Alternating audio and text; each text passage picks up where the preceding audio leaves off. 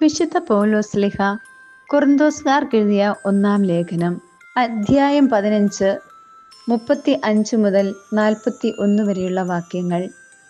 ആരെങ്കിലും ചോദിച്ചേക്കാം, മരിച്ചവർ എങ്ങനെയാണ് ഉയർപ്പിക്കപ്പെടുക? ഏതുതരം ശരീരത്തോടു കൂടിയായിരിക്കും അവർ പ്രത്യക്ഷപ്പെടുക? വിഡ്ഢിയായ മനുഷ്യ, നീ വിതയ്ക്കുന്നത് നശിക്കുന്നില്ലെങ്കിൽ അത് പുനർജീവിക്കുകയില്ല. ഉണ്ടാകാനിരിക്കുന്ന പദാർത്ഥമല്ല നീ വിതയ്ക്കുന്നത്, ഗോതമ്പിൻ്റെയോ മറ്റു വല്ല ധാന്യത്തിൻ്റെയോ വെറുമൊരു മണി മാത്രം. എന്നാൽ ദൈവം തൻ്റെ ഇഷ്ടമനുസരിച്ച് ഓരോ വിത്തിനും അതിൻ്റെതായ ശരീരം നൽകുന്നു. എല്ലാ ശരീരവും ഒന്നുപോലെയല്ല. മനുഷ്യരുടേത് ഒന്ന്, മൃഗങ്ങളുടേത് മറ്റൊന്ന്, പക്ഷികളുടേത് വേറൊന്ന്, മത്സ്യങ്ങളുടേത് വേറൊന്ന്. സ്വർഗീയ ശരീരങ്ങളുണ്ട്, ഭൗമിക ശരീരങ്ങളുമുണ്ട്. സ്വർഗീയ ശരീരങ്ങളുടെ തേജസ് ഒന്ന്, ഭൗമിക ശരീരങ്ങളുടെ തേജസ് മറ്റൊന്ന്. സൂര്യൻ്റെ തേജസ് ഒന്ന്, ചന്ദ്രൻ്റേത് മറ്റൊന്ന്, നക്ഷത്രങ്ങളുടേത് വേറൊന്ന്. നക്ഷത്രങ്ങൾ തമ്മിലും തേജസ്സിന് വ്യത്യാസമുണ്ട്. നമ്മുടെ കർത്താവായ മിശിഹായിക്ക് സ്തുതി. വിശുദ്ധ മത്തായി എഴുതിയ സുവിശേഷം 25-ാം അധ്യായം 14 മുതൽ 30 വരെയുള്ള തിരുവചനങ്ങൾ.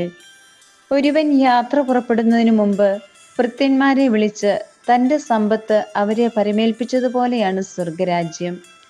അവൻ ഓരോരുത്തൻ്റെയും കഴിവനുസരിച്ച് ഒരുവന് 5 താലന്തും മറ്റൊരുവന് 2-ഉം വേറൊരുവന് 1-ഉം കൊടുത്ത ശേഷം യാത്ര പുറപ്പെട്ടു. 5 താലന്ത് ലഭിച്ചവൻ ഉടനെ പോയി വ്യാപാരം ചെയ്ത് 5 താലന്ത് കൂടി സമ്പാദിച്ചു.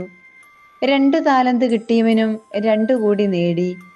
എന്നാൽ 1 താലന്ത് ലഭിച്ചവൻ പോയി നിലം കുഴിച്ച് യജമാനന്റെ പണം മറച്ചുവെച്ചു.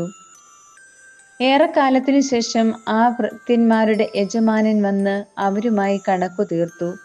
5 താലന്ത് കിട്ടിയവൻ വന്ന് 5 കൂടി സമർപ്പിച്ച്, യജമാനനെ, നീ എനിക്ക് 5 താലന്താണല്ലോ നൽകിയത്, ഇതാ ഞാൻ 5 കൂടി സമ്പാദിച്ചിരിക്കുന്നു എന്ന് പറഞ്ഞു.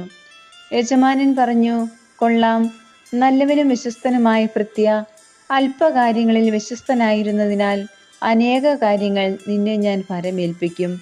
നിന്റെ യജമാനന്റെ സന്തോഷത്തിലേക്ക് നീ പ്രവേശിക്കുക. 2 താലന്ത് കിട്ടിയവനും വന്ന് പറഞ്ഞു, യജമാനനെ, നീ എനിക്ക് 2 താലന്താണല്ലോ നൽകിയത്, ഇതാ ഞാൻ 2 കൂടി സമ്പാദിച്ചിരിക്കുന്നു. യജമാനൻ പറഞ്ഞു, കൊള്ളാം, നല്ലവനും വിശ്വസ്തനുമായ ഭൃത്യ, അല്പകാര്യങ്ങളിൽ വിശ്വസ്തനായിരുന്നതിനാൽ അനേക കാര്യങ്ങൾ നിന്നെ ഞാൻ പരമേൽപ്പിക്കും. നിന്റെ യജമാനന്റെ സന്തോഷത്തിലേക്ക് നീ പ്രവേശിക്കുക. 1 താലന്ത് കിട്ടിയവൻ വന്നു പറഞ്ഞു, യജമാനനെ, നീ വിതയ്ക്കാത്തിടത്തു നിന്ന് കൊയ്യുകയും വിതറാത്തിടത്തു നിന്ന് ശേഖരിക്കുകയും ചെയ്യുന്ന കഠിന ഹൃദയനാണെന്ന് ഞാൻ മനസ്സിലാക്കി. അതിനാൽ ഞാൻ ഭയപ്പെട്ട് നിന്റെ താലന്ത് മണ്ണിൽ മറച്ചു വെച്ചു. ഇതാ നിന്റേത് എടുത്തുകൊള്ളുക. യജമാനൻ പറഞ്ഞു, ദുഷ്ടനും മടിയനുമായ ഭൃത്യ, ഞാൻ വിതയ്ക്കാത്തിടത്തു നിന്ന് കൊയ്യുന്നവനും വിതറാത്തിടത്തു നിന്ന് ശേഖരിക്കുന്നവനുമാണെന്ന് നീ മനസ്സിലാക്കിയിരുന്നല്ലോ. എൻ്റെ നാണയം നീ പണവ്യാപാരികളുടെ പക്കൽ നിക്ഷേപിക്കേണ്ടതായിരുന്നു. ഞാൻ വന്ന് എൻ്റെ പണം പലിശ സഹിതം വാങ്ങുമായിരുന്നു. ആ താലന്ത് അവനിൽ നിന്നെടുത്ത് 10 താലന്തുള്ളവന് കൊടുക്കുക. ഉള്ളവന് നൽകപ്പെടും, അവന് സമൃദ്ധിയുണ്ടാവുകയും ചെയ്യും. ഇല്ലാത്തവനിൽ നിന്ന് ഉള്ളതുപോലും എടുക്കപ്പെടും.